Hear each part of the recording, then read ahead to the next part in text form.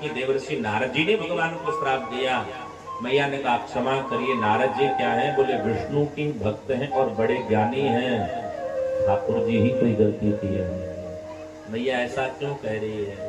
क्योंकि मैया के गुरु हैं देवर्षि नारद जी महाराज और शिष्य का यह धर्म है। देखो जोर से बोलो जय सिया राम। शिष्य का धर्म है गुरु कैसा भी क्यों ना हो, अगर एक बार आपने उसको गुरु मान लिया है फिर उसे अपना मन कभी मत हटाओ। किसी किसी के गुरु जी थोड़े लालची होते हैं, जजमान से ज्यादा कुछ मांगते हैं। अगर गुरु जी लालची हैं तो भी उन्हें गुरु ही मानो, लेकिन कैसा? बोले बामन भगवान जैसा मानो। अब बामन भगवान से बड़ा दुनिया में लालची कौन था? अच्छा काऊ काऊ के गुरु जी थोड़े क्रोधी होते हैं, बात बात में क्रोधित हो जाते हैं। अगर आपके गुरु जी क्रोधित हैं तो उनको परशुराम जैसा मानो। परशुराम जी इतना बड़ा दुनिया में क्रोधी कौन उत्पन्न हुआ? काऊ काऊ के गुरु जी थोड़े लीलाधारी होते हैं, लीला बड़ी रचते हैं। अगर आपके गुरु जी लीलाधारी है फिर भी उनसे अपना मन मत हटाओ। गुरु जी को क्या मानो? भगवान कन्हैया मानो। कन्हैया से सुंदर लीला किसने रचा है? किसी किसी के गुरुजी बड़े मर्यादा में रहते हैं। अगर आपके गुरुजी मर्यादा में हैं, उन्हें पुरुषोत्तम राम मानो, क्योंकि भगवान राम इतना मर्यादा किसी ने नहीं स्वीकारा है। पर गुरु से कभी अपना मन मत हटाओ। मैया ने कहा महाराज बात आपकी समझ में आई। नारद जी कौन है? बोले भगवान विष्णु के अनन्य भक्त हैं, परम ज्ञानी हैं। नारद जी कोई गलती नहीं कर सकते हैं। कारण कवन श्राप मुनि दीन्हा का अपराध रमापति कीन्हा। ये है गुरु के प्रति समर्पणता का भाव। मैया ने कहा महाराज भगवान ही कोई गलती किए होंगे, मेरे गुरु जी ऐसे अपने भगवान को श्राप नहीं दे सकते। तब बाबा ने कथा कही। मैया ने कहा थोड़ा आपको विस्तृत बताइए। बाबा ने कहा देवी एक बार की बात है ना कि देवर्षि नारद जी महाराज एक सुंदर कंदरा में गए हैं और नारद जी ने बड़ा दिव्य ध्यान लगाया है। नारद जी के ध्यान लगाते ही वो समाविष्ट हो गए। देवराज इंद्र का मानो सिंहासन डगमगाने लगा। तो देवराज इंद्र ने देवर्षि नारद जी के ध्यान को तोड़ने के लिए कामदेव को भेजा और नारद जी महाराज कामदेव पर विजय की प्राप्ति कर बैठे। कामदेव उनके आगे अस्त्र शस्त्र डाल दिया। नारद जी हंस करके कामदेव को विदा कर दिए। तो नारद जी के मन में अहंकार आ गया कि हम तो कामदेव को भी जीत रहे थे। हे देवी, एक बार नारद जी महाराज अपने पिता के भवन पधारे तो पूज्य पिताजी से सारी जब बात बताई ब्रह्मा जी से, ब्रह्मा जी ने कहा कि बेटा अब कहीं सो कहीं, अब आगे मत कहना। और सुनो भगवान शिव से तो कदापि मत कहना। नारद जी के मन में काम तो नारद जी को जीत, कामदेव के ऊपर नारद जी विजय तो प्राप्त कर चुके थे। तो कामदेव सामने से हारा था, प्रत्यक्ष हारा था, लेकिन कामदेव मानो अप्रत्यक्ष इन पर विजय प्राप्त कर रहा है। नारद जी के मन में ऐसा भाव जगा कि लग रहा है मेरे पिताजी मेरे विजय से जल रहे हैं। नारद जी कहां पधारे? बोले नारद जी शिवलोक पधारे, शिव जी के पास पधारे हैं। शिव जी से सारी बात कहते हैं। शिव जी से कहते हैं महाराज आप पर कामदेव जब अस्त्र चलाया तो आपने तो कामदेव को जला दिया, लेकिन देखिए ना अब मैं अपने मुंह से क्या बढ़ाई करूं। एक बार कामदेव हमारी तपस्या को भंग करने आया था, लेकिन हमने तो कामदेव को ऐसे ही छोड़ दिया। भोलेनाथ जी समझ गए भगवान कुछ लीला रच रहे। भोलेनाथ जी ने हाथ जोड़ दिया। नारद जी से भगवान भोलेनाथ जी कहते महाराज हम विनती कर रहे, हम प्रार्थना कर रहे। संत भगवान से सदैव बड़े होते हैं। भगवान यदा कदाचित कामदेव से हार सकते हैं, लेकिन साधु कभी कामदेव से हारते नहीं हैं। ये मेरी प्रार्थना है, आपने हमसे कही, लेकिन ये संवाद भगवान रमापति से कभी मत कहना। अब तो नारद जी को पक्का हो गया कि लोग हमसे जल रहे हैं। अब नारद जी मन में विचार कर बैठे, मुझे तो कहना है तो कहना है। एक बार कर तल बर बीना, एक बार कर बीना, गावत हरि गुण गान प्रवीणा, गावत हरि गुण गान प्रवीणा। क्षीर सिंधु गवने मुनिनाथा, क्षीर सिंधु गवने मुनिनाथा, जहाँ बस निवास श्रुति माथा, जहाँ बस निवास श्रुति माता, हर से मिले उठि रमानी के का, हर से मिले उठि रमानी के का, बैठे आसन ऋषि समेता, बैठे आसन ऋषि समेता।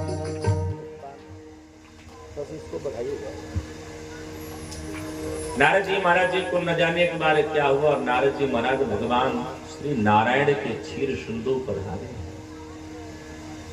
भगवान को प्रणाम करते नारद जी ने, नारद जी महाराज को ठाकुर जी ने बड़ा सुंदर सम्मान दिया। ठाकुर जी ने नारद जी से कहा, महाराज आपका तेज बड़ा चमक रहा है, क्या बात है? नारद जी ने कहा, महाराज हम क्या बताएं। अच्छा, कुछ लोगों को बड़ाई बड़ी प्यारी लगती है। नारद जी ने कहा, महाराज मैं क्या बताऊं आपको? अरे एक बार हम ऐसे बस तपस्या में बैठ गए तो थोड़ा ध्यान क्या लग गई, देवराज इंद्र हमसे डर गया। देवराज इंद्र डरने के बाद हमको कामदेव, हमारे पास कामदेव को भेजा। अरे प्रभु, अरे भोलेनाथ जी तो कामदेव को जला बैठे, हम तो कामदेव को ऐसे ही वापस कर देते। अब आपको क्या होगा? ठाकुर जी ने उनकी बड़ाई करी, बोले महाराज हमरे सुमिरनते नहीं, लेकिन तुम्हारे सुमिरनते संसार के रोग नष्ट हो जाते हैं। भगवान नारायण नारद जी को बार बार रोकना चाह रहे हैं, पर नारद जी तो मस्त हैं, आगे बढ़े। ठाकुर जी समझ गए, क्योंकि भगवान मन में विचार करते हैं कि भाई हमारा कोई प्रिय हो, उसके मन में अगर अभिमान उत्पन्न हो जाए उसे हम जड़ से ही निकाल देते। नारद जी जिस रास्ते से जा रहे थे, ठाकुर जी उसी मार्ग में एक बड़ा दिव्य सुंदर नगर बनाते हैं, जिस नगर का नाम है श्री निवास। नगर के राजा कौन है? श्रीमान शील निधि जी महाराज। उनकी एक सुंदर प्यारी कन्या है, नाम विश्वमोहिनी। नारद जी गए थे तो नगर नहीं था, आ रहे हैं तो नगर है। नारद जी सोचे थोड़ा मिलते ही चलो। राजा ने बड़ा सुंदर सम्मान दिया, ये सारी माया भगवान की है। राजा ने नारद जी को सम्मान दिया, आदर पूर्वक बैठाया, कन्या को बुलाया, बोले महाराज थोड़ा बिटिया को देखिए। नारद जी जब देखे तो नारद जी क्या देखे? नारद जी ने देखा कि इसके हाथ में तो ऐसी रेखा है कि जो इससे विवाह करेगा वह अजर अमर और त्रिलोकी का विजेता हो जाएगा, विश्व पूजित हो जाएगा। तो नारद जी और तो सारी बात बताएं, पर विवाह वाली बात नहीं बताएं। बस बोले तुम विवाह की तैयारी करो। नारद जी सोचे हम ही क्यों ना विवाह करें, ये खजड़ी बजाने में कहा पड़ा, हम ही भी आ जाए। अब नारद जी ने सोचा हम साधु संत हैं, हमसे कौन अपनी बिटिया की ब्याह कराएगा। तो नारद जी विचार किए चलो हमारे हितैषी भगवान नारायण है, तो हरिसन मांगो सुंदरताए होई जात गहरुअति भाई। नारद जी सोचे चलो हम ही चल देते हैं। तो भगवान के पास आए हैं और ठाकुर जी से देखो हरिसन मांगो सुंदरताए। बंदर का एक पर्यायवाची रूप हरि भी होता है, हरि के जैसा रूप मांग रहे हैं। ठाकुर जी के पास आए, भगवान से कहते हैं कि प्रभु आपन रूप दे ही प्रभु मोहि, सुंदर हमको स्वरूप बनाइए। ठाकुर जी बोले जैसे ही ठाकुर जी ने बंदर का मुख बना करके भेजा। अब तो नारद जी को इतना भी फुर्सत नहीं है कि थोड़ा शीशा में देख लें कि हम सुंदर हैं कि नहीं है। इधर भगवान शिव अपने गण को लगाते हैं और नारद जी महाराज जब पधारे हैं नगरी में, बरमाला की जब तैयारी भई है, भैया गजब की बात है। सबके तरफ विश्व मोहिनी देख रही है पर नारद जी की तरफ देख ही नहीं रही है। जिधर बिटिया जा रही है उधर ही नारद जी महाराज चले जा रहे हैं।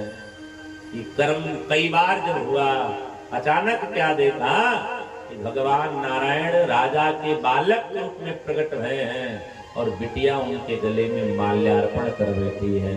बोल लक्ष्मी नारायण भगवान की।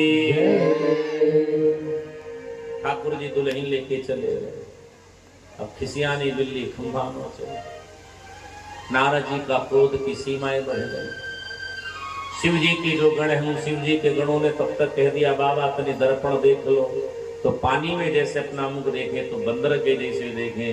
अब तो नारद जी ने उन दोनों को श्राप दे दिया, बोले जाओ तुम सब राक्षस बन जाओ। अब नारद जी बड़बड़ाते आ रहे हैं, तब तक मार्ग में भगवान नारायण इस विश्व मोहिनी कन्या के साथ और लक्ष्मी देवी के साथ मार्ग में ही प्रसन्नचित्त होकर के मिले। और ठाकुर जी हंस करके कहते हैं देवी, हे नारद जी महाराज कहाँ की यात्रा हो रही है, कहाँ बड़बड़ाते आ रहे हैं। अब तो नारद जी का पारा ही चढ़ गया और भगवान को श्राप दिए। परम स्वतंत्र सिर पर कोई, परम स्वतंत्र सिर पर कोई, भावहि मन करम तुम सोई, भावहि मन करम तुम सोई। भगवान श्री देवर्षि नारद जी महाराज कहते हैं कि तुम अपने आप को परम स्वतंत्र मानते हो ना, इसलिए जिससे हम विवाह करना चाह रहे थे तुमने उससे विवाह कर लिया और तो तुम हमारी कुशल क्षेम पूछ रहे हो। तुमको पता नहीं है कि तुम्हारे ऊपर भी हम सब है।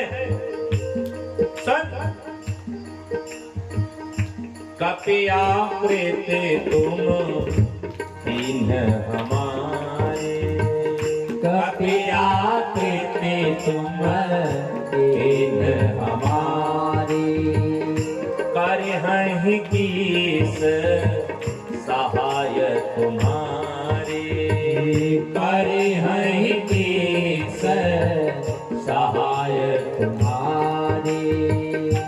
मम अपकार किन्ह तुम भारे, मम अपकार किन्ह तुम भारी, नारी विरह तुम भोग दुखारे, नारी विरह तुम भोग दुखारी।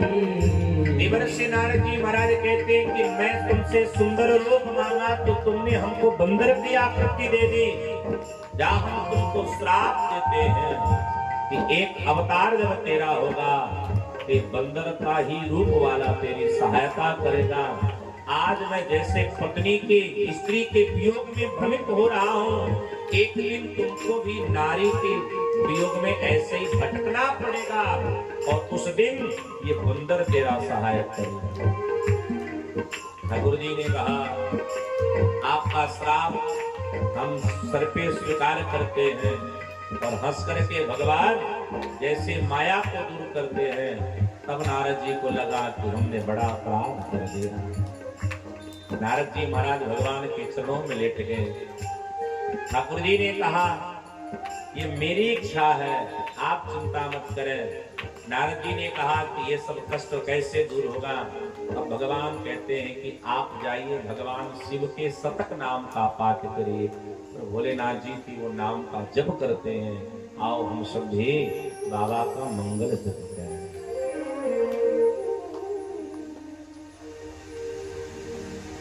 ओम नमः शिवाय, ओम नमः शिवाय, ओम नमः शिवाय, ओम नमः शिवाय, ओम नमः शिवाय, ओम नमः शिवाय, ओम नमः शिवाय, ओम नमः शिवाय, ओम नमः शिवाय, ओम नमः शिवाय। मन गाए पंछी, मन गाए पंछी, हरदम में गाए ओम नमः शिवाय, ओम नमः शिवाय, ओम नमः शिवाय, ओम नमः शिवाय।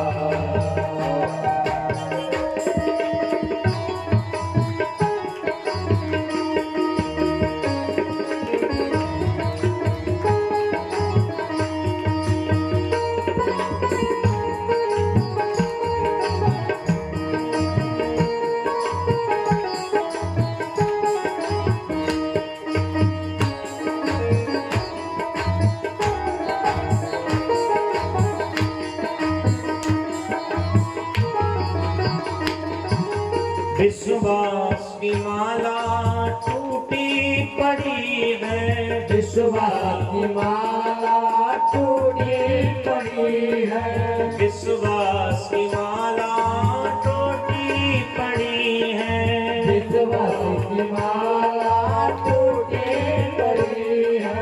भगवन सहारा दे मुश्किल घड़ी है, भगवन सहारा दे मुश्किल घड़ी है, भगवन सहारा दे मुश्किल घड़ी है, भगवन सहारा दे मुश्किल घड़ी है। रास्ता दिखा राही अब तो शरण आए, रास्ता दिखा रहा अब तो शरण आए।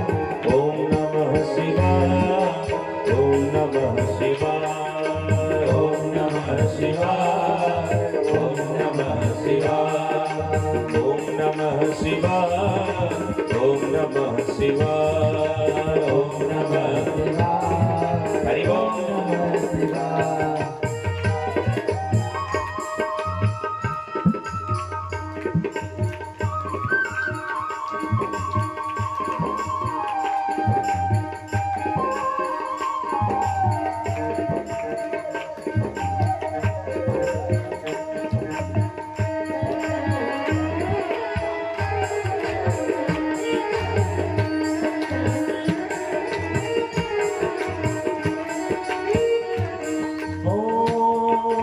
जीवन में कैसा अंधेरा हुआ है, जीवन में कैसा अंधेरा हुआ है, संदेह ने हमको घेरा हुआ है, संदेह ने हमको घेरा हुआ है। जीवन में कैसा अंधेरा हुआ है, जीवन में कैसा अंधेरा हुआ है, संदेह ने हमको घेरा हुआ है, संदेह ने हमको घेरा हुआ है। श्वासों की सरगम पे धड़कन ये दोहराए, आंखों की सरगम पे धड़कन दोहराए। ओम नमः शिवाय, ओम नमः शिवाय, ओम नमः शिवाय,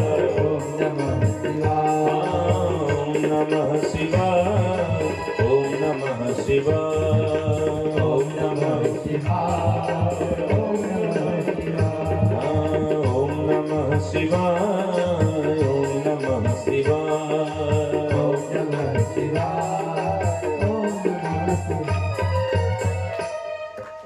भगवान नारायण नारद जी से कहते हैं आप भगवान शिव के नाम का जप करिए। हे देवी, एक जन्म का तो यह हेतु है, तृतीय जन्म के हेतु को बतलाते हैं।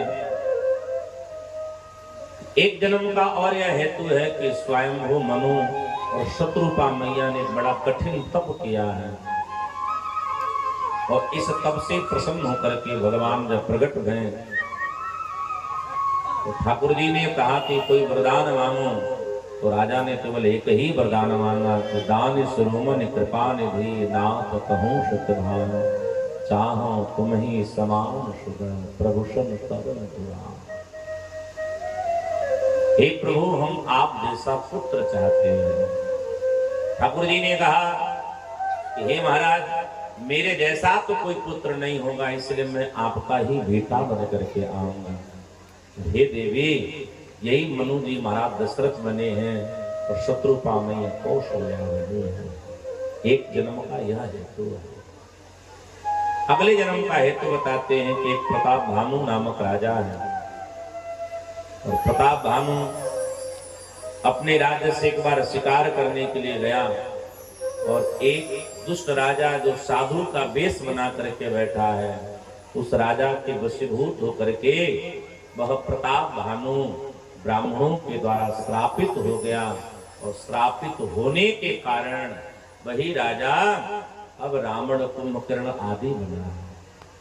भगवान के हेतु को यह विशेष बातों को बताते हैं। गोस्वामी जी ने कहा कि रावण का जब अवतार हुआ, कुंभकर्ण आदि जब प्रकट हुए हैं, तो भैया इनके हेतु से संपूर्ण पृथ्वी थर्राएगी। रावण कुंभकर्ण विभीषण आदि एक बार तपस्या करने के लिए गए, तो रावण के सामने जब ब्रह्मा जी महाराज प्रकट भये तो ब्रह्मा जी से रावण ने कहा, महाराज हमको क्या वरदान दोगे? तो ठाकुर ब्रह्मा जी ने कहा, जो मांगना हो। तो रावण ने कहा, बस इतने ही कह दो, हम काहू के मर ही न मारे। ब्रह्मा जी ने कहा, मरना तो पड़ेगा। तो उसने कहा, सुनिए ना, बानर मनुज जात दुई बार, मनुष्य और बानर को छोड़ करके हमको कोई न मार पाएगा, बाकी दोनों हमारे आहार हैं।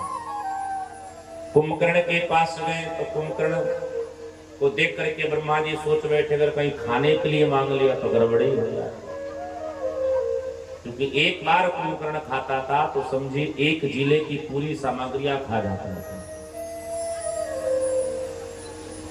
तो ब्रह्मा जी ने सरस्वती जी का प्रयोग किया है, सरस्वती जी ने प्रेरित किया है। ब्रह्मा जी ने कहा कि कुंभकर्ण भैया क्या चाहिए? तो मांगना कुछ और चाहता था, लेकिन इसने मांग लिया 6 महीने की निद्रा, एक दिन जगे पुनः 6 महीने सो जाए। विभीषण जी के पास गए तो विभीषण जी महाराज ने भक्ति की याचना करी। ब्रह्मा जी सबको वर दे करके लौटे हैं। रावण का आतंक बढ़ा है, अपने ही भाई के ऊपर आक्रमण किया, कुबेर जी के ऊपर, उनका पुष्पक विमान जीत करके लाया, अपनी आतंक इतनी मचाया कि इसके आतंक से संपूर्ण पृथ्वी थर्रा गई। कहीं यज्ञ न हो पाता था, कहीं ब्राह्मण अपना भजन तप नहीं कर पाते थे। देखो आज के भी युग में ऐसे ही राक्षस बैठे हैं। जो लोग यज्ञ में व्यवधान उत्पन्न करें, उससे बड़ा दुनिया में कोई राक्षस नहीं है। जो लोग ब्राह्मणों के धर्म को नष्ट करने को तुलें, उनसे बड़ा दुनिया में कोई रावण नहीं है, कोई कुंभकर्ण नहीं है। पृथ्वी थर आ गई है तो पृथ्वी घबरा करके ब्रह्मा जी के पास गई। ब्रह्मा जी ने पृथ्वी से कहा, तुम चिंता मत करो, क्योंकि पृथ्वी गौ का रूप बनाई थी। ब्रह्मा जी ने समस्त देवताओं की अचानक मीटिंग बुलाई है और उस मीटिंग में यह बात रखा गया कि भगवान कहाँ मिलेंगे, कहाँ मिलेंगे।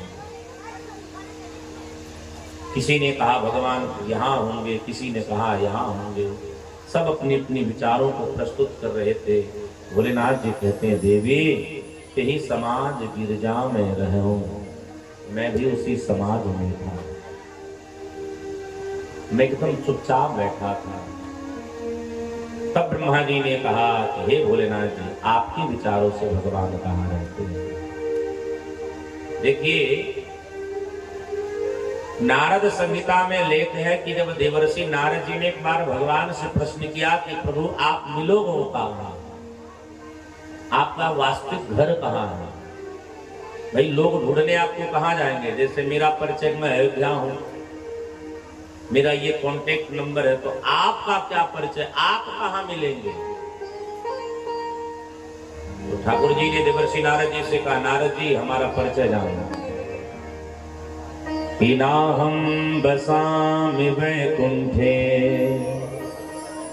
योगिनां हृदयेन च मद्भक्त्या यत्र गायन्ते तत्र तिष्ठामि नारदः।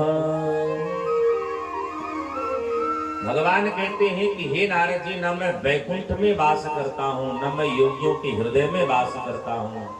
नारद जी ने कहा, तब कहाँ रहते हो? नारद जी ने कहा कि तब कहाँ रहते हो? भगवान कहते हैं कि मेरे भक्त जहां मुझे पुकारते हैं मैं वहीं नहीं रहता।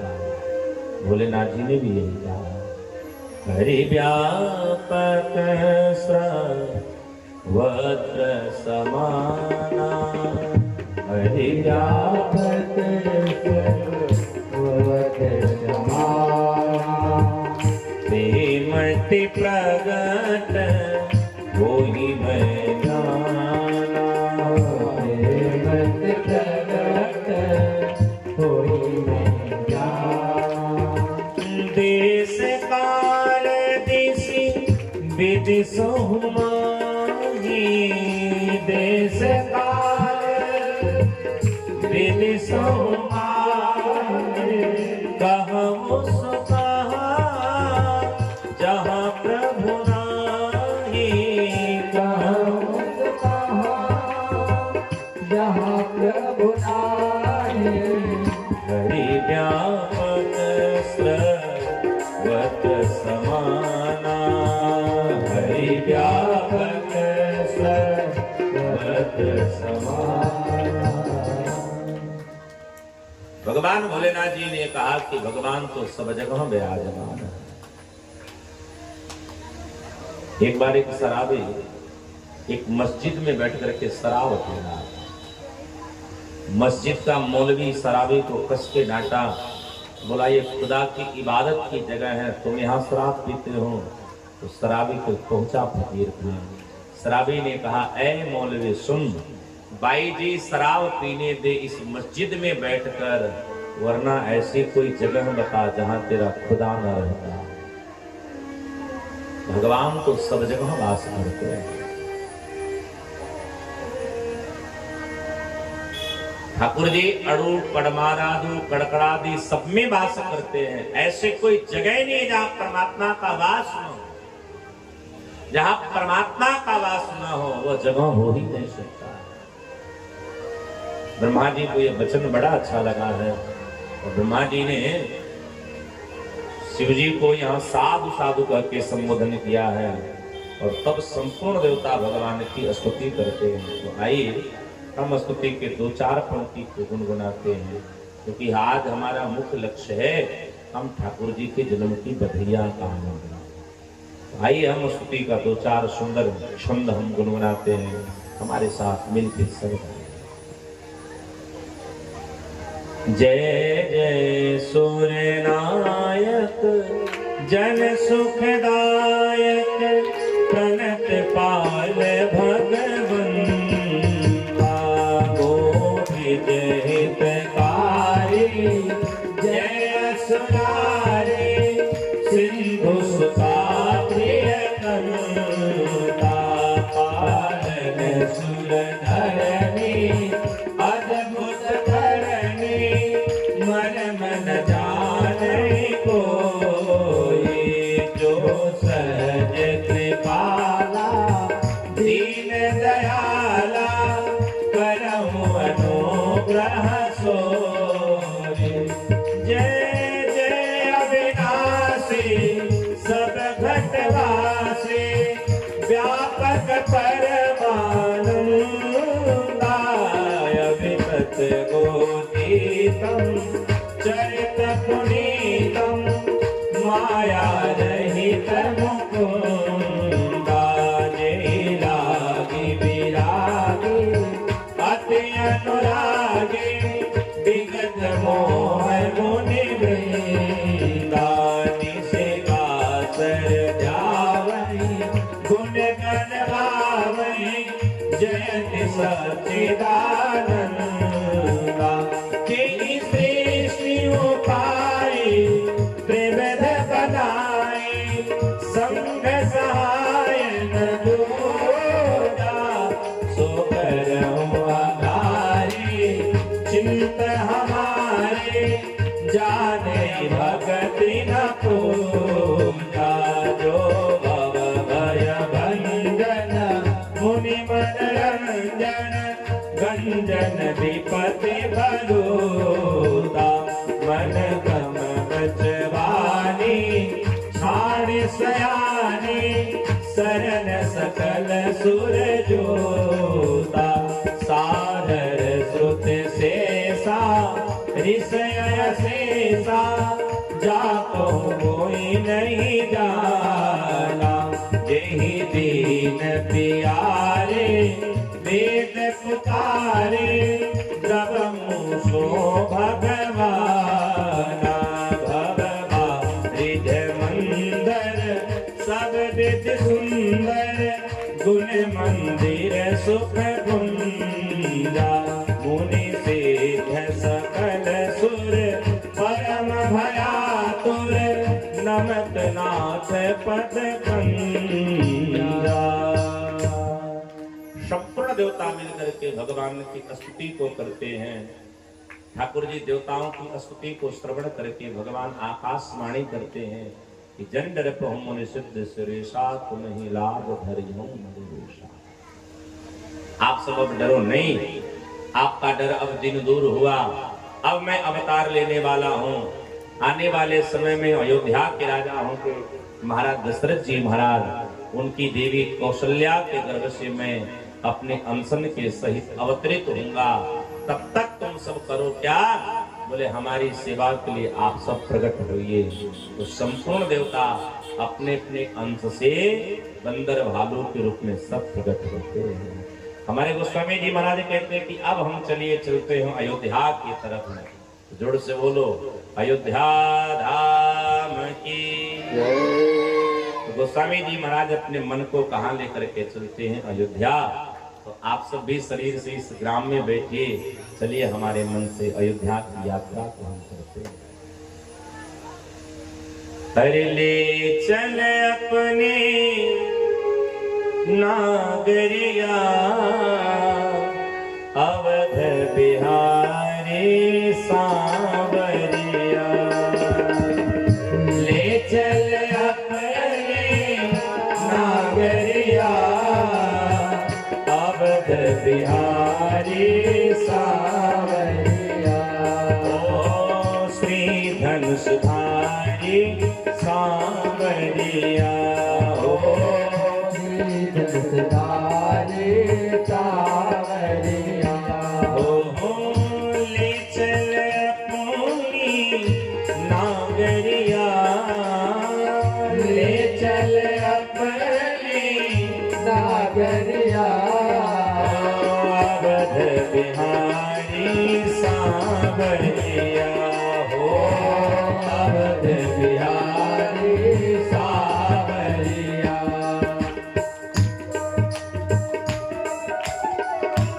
बोलो अयोध्या धाम के।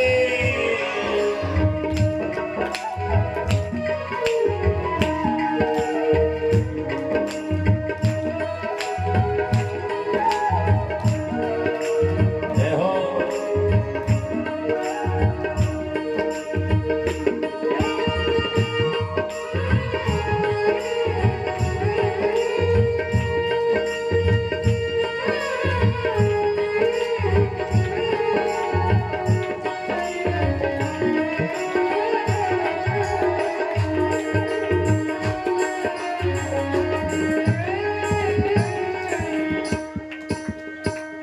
सरयू के तीर अयोध्या नगरी, सरयू के तीर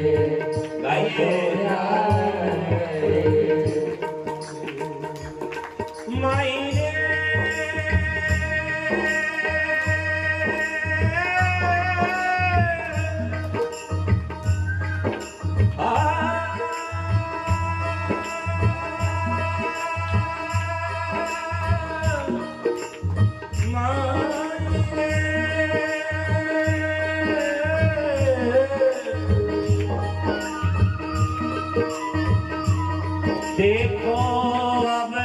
किशोर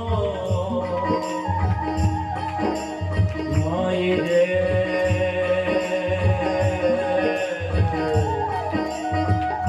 देखो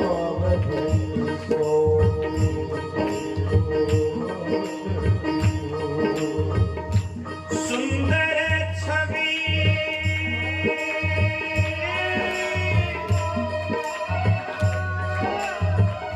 जिनकी बड़ी प्यारी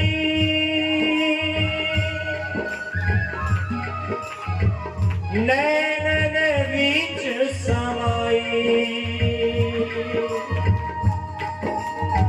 मृद मोहिनी बसंत से सुंदर कोयल मन अब कुहू कुहू गाए रसना इन जिभयन प्रेम भई तब नैनन वह छवि छाए